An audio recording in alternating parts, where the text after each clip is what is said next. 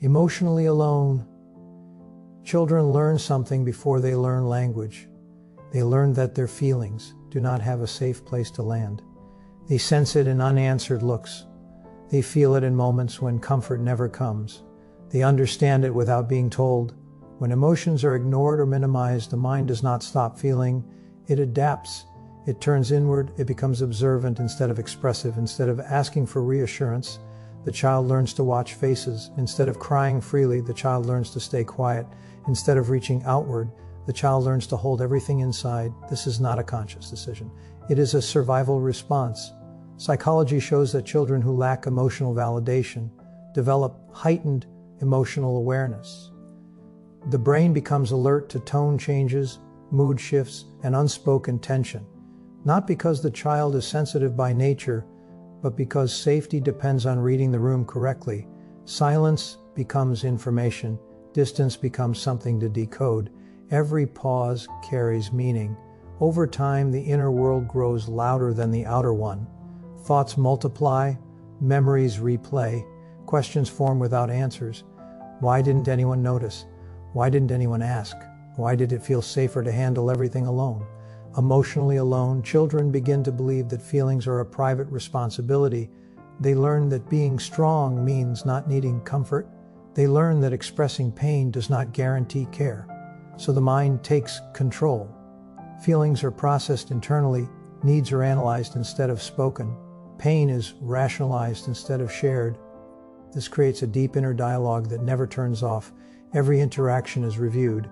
Every emotional exchange is studied. This is where empath thinking is born. The mind becomes relational, focused on others, aware of emotional undercurrents before words appear. Empaths do not learn this from books, they learn it from absence. When emotional safety is missing, awareness becomes protection. Understanding others becomes a way to avoid being hurt. Anticipation becomes a form of control. As adulthood arrives, this thinking does not disappear. It evolves. The child who learned to self-regulate becomes the adult who self-monitors. The child who learned to stay quiet becomes the adult who thinks deeply before speaking. The child who learned not to rely becomes the adult who struggles to receive. This is not weakness, it is adaptation.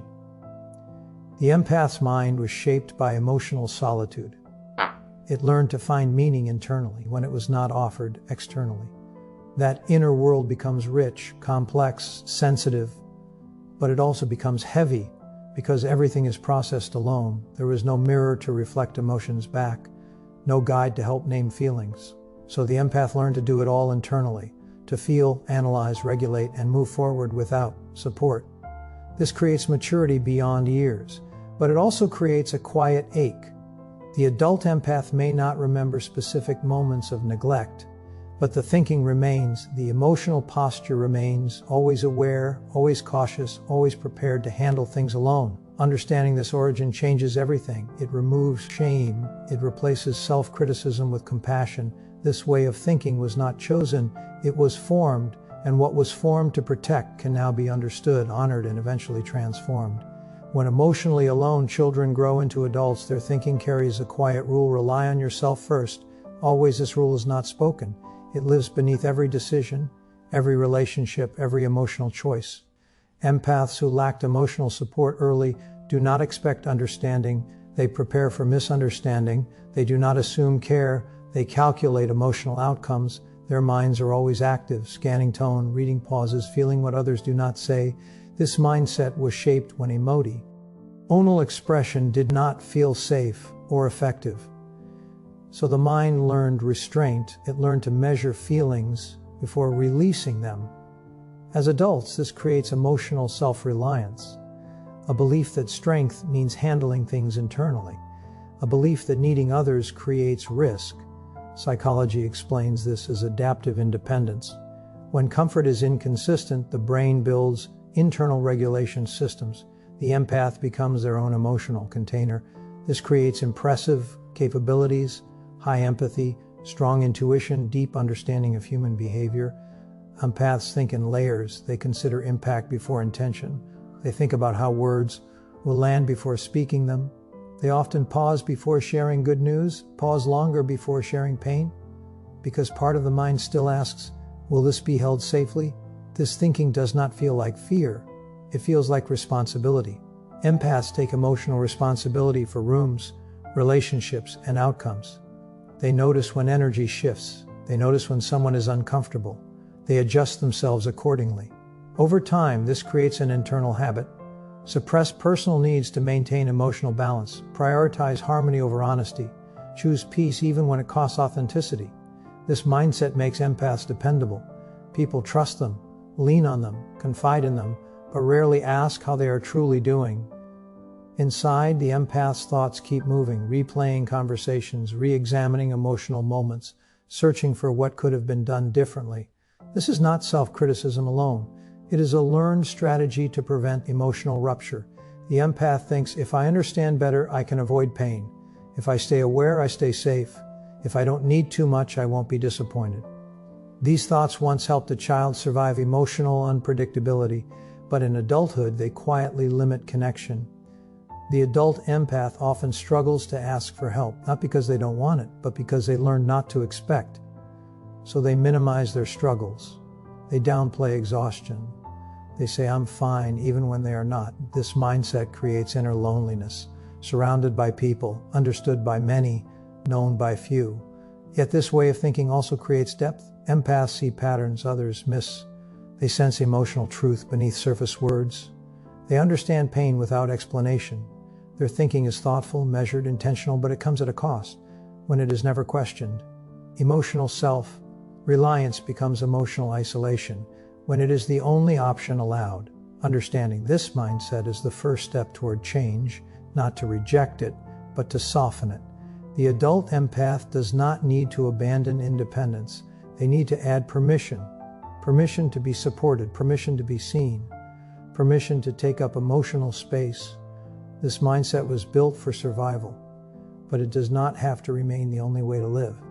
And once awareness enters the mind, new choices become possible. The way empaths think is not accidental. It is precise, it is layered, it is shaped by years of emotional self-management. This thinking creates strength first, but over time, it also creates strain. Empaths move through the world with heightened awareness. They notice emotional shifts before they become visible. They sense discomfort before it is spoken.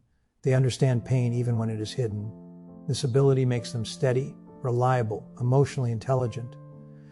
People often feel safe around empaths without knowing why. Conversations deepen naturally, trust forms quickly, but the same awareness that supports others quietly drains the empath. Psychology describes this as emotional hyperresponsibility, a learned belief that managing emotional energy is a personal duty, a habit formed when no one else held that role. The empath's mind rarely rests. It tracks emotional cue. Automatically, it adjusts responses constantly. This consumes mental energy. Small interactions feel heavy. Simple conversations carry emotional weight. Silence feels meaningful rather than neutral. Over time, this creates exhaustion that is difficult to explain. Empaths often think, why am I so tired when nothing is wrong? The answer lies in invisible effort. Every emotional environment is being processed. Every interaction is being filtered. Every response is being calibrated. Strength emerges from this thinking, but so does loneliness. Empaths are often the ones others turn to. They listen, they validate, they hold space. Yet they rarely feel fully held themselves, not because no one cares, but because they learn not to ask. The empath's thinking says, I can handle this. I don't want to be a burden. I'll deal with it privately. These thoughts feel responsible, but they slowly disconnect the empath from support. Needs are minimized. Emotions are intellectualized. Pain is managed internally. This creates a split, outward stability, inner fatigue. Empaths may appear calm while feeling overwhelmed, capable while feeling depleted, connected while feeling alone. This is the cost of strength without balance. Research shows that emotional suppression increases stress over time. Unexpressed feelings do not disappear. They turn inward. This can lead to burnout, emotional numbness, quiet resentment. Yet even in struggle, the empath's thinking holds wisdom. They understand nuance. They see complexity. They approach others with compassion. The problem is not sensitivity, it is one-sided emotional flow. When empathy moves outward but not inward, depletion follows. The empath often believes that enduring quietly is strength, but endurance without renewal leads to collapse. The child once endured because there was no alternative. The adult now has choice. Recognizing the dual nature of this thinking is a turning point. It reframes exhaustion as information, loneliness as a signal, not a flaw. The empath's mind is powerful, but power needs direction. Strength must include self-consideration. Awareness must include boundaries. Empathy must include self-empathy. Without this shift, the same thinking that once protected will continue to cost too much. This realization creates discomfort, but it also opens the door to transformation. Because the empath is not broken, they are overextended, and what is overextended can be rebalanced. Change begins quietly, not with force, not with denial, but with awareness. For empaths who felt emotionally alone as children, transformation does not mean becoming less sensitive. It means becoming less self-abandoning. The old inner rule said, handle everything alone. That rule once protected survival, but it no longer serves growth. The adult empath now has the ability to choose differently, not overnight, not perfectly, but intentionally. The first shift happens in thought. A pause replaces automatic response. A question replaces assumption. What am I feeling right now? What do I need in this moment? Is it safe to let someone see this? These questions gently rewire the nervous system. Neuroscience shows that repeated moments of safety reshape emotional expectation. The brain learns through experience, not logic. Each time expression is met with understanding, the old belief weakens. Each time support is received without harm, trust grows. This process is slow because the nervous system learned caution early, but slow change is lasting change. Empaths often fear that expressing needs will disrupt connection, but authentic expression deepens it. Connection built on self-erasure is fragile. Connection built on truth is resilient. As thinking shifts, behavior follows. The empath begins to share small truths, not everything, just enough. They allow pauses instead of filling silence. They say, I'm tired instead of I'm fine. They let others respond. This does not mean losing strength. It means redistributing it. Emotional strength includes receiving, not just giving. Boundaries become clearer, not rigid, but compassionate. The empath learns that saying no does not create abandonment. It creates clarity. Over time, the inner dialogue changes. The voice that once said, don't need too much, becomes, my needs matter. The voice that said, handle it yourself, becomes, support is allowed. The voice that said, stay quiet, becomes, expression is safe. This is not fantasy, it is nervous system re-education. The empath does not lose intuition, they gain grounding, they do not lose awareness. They gain choice, they do not lose depth, they gain balance. The inner child no longer carries emotional weight alone. The adult self steps in with care. This integration creates freedom, freedom from constant vigilance, freedom from emotional overwork, freedom from silent loneliness. Life begins to feel lighter, not because pain disappears, but because it is shared. The empath becomes whole, sensitive and supported, aware and anchored. This new way of thinking does not erase the past, it honors it. What once formed in isolation now evolves in connection. What once survived silence now thrives in truth.